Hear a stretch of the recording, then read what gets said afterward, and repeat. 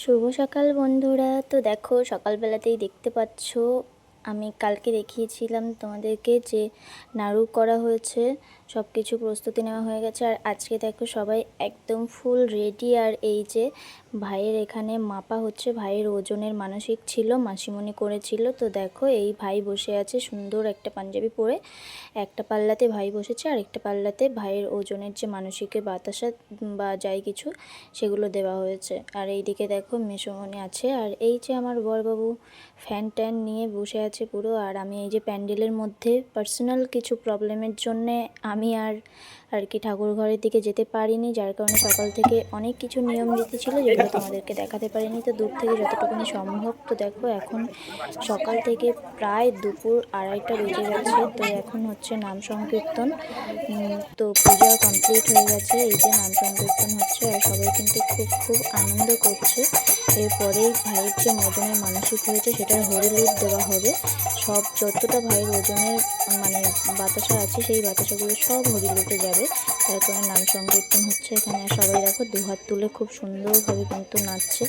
আর আমার একটু মনটা খারাপ লাগছিল, যেহেতু আমি ওদের মধ্যে পারছি না, কি আর করা যাবে, মান্থলি প্রবলেম হলে কিছুই তো করার নেই। যাই হোক, এই দেখো এখানেই কিন্তু অল্প একটুখানি ঠাকুরের মন্দিরের সামনে কিন্তু হরিলুট দেওয়া হয়েছে। তো এখানে পুরোটা দেওয়া হবে না, যেহেতু ওজনের মানসিকের অনেকটাই বাতাসা। তো দেখা যাক। তো দেখো এই যে এখানে খুব সুন্দরভাবে কিন্তু নাম সংকীর্তন হয়ে গেছে দেওয়া। এবারে যেটা বলেছিলাম, যেহেতু জায়গাটা অনেকটাই শর্ট, তো সেখানে তো অতটা হরিলুট দেওয়া সম্ভব নয়। তো দেখো দিদিভাই সবার মাঝখানে কিন্তু দাঁড়িয়ে আছে হরিলুটের বাতাসা নিয়ে। আর এই যে ভাই মেসো মশাই সবাই কিন্তু ছড়িয়ে দিচ্ছে।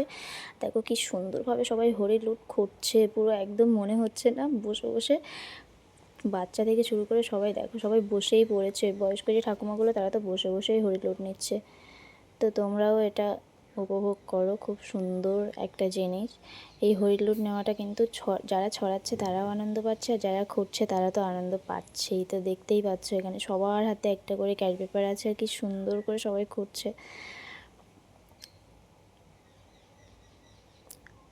তোমরা জাস্ট দেখো আর জিনিসটাকে অনুভব করো যে কি দারুণ ব্যাপারটা। বড় উঠানে এনে বেশ ভালোই হয়েছে। আর আমার দিদিভাই তো মানে মন খুলে ছড়িয়েই যাচ্ছে আর আনন্দ পাচ্ছে, সবাই খুঁড়ছে আর ছড়াচ্ছে।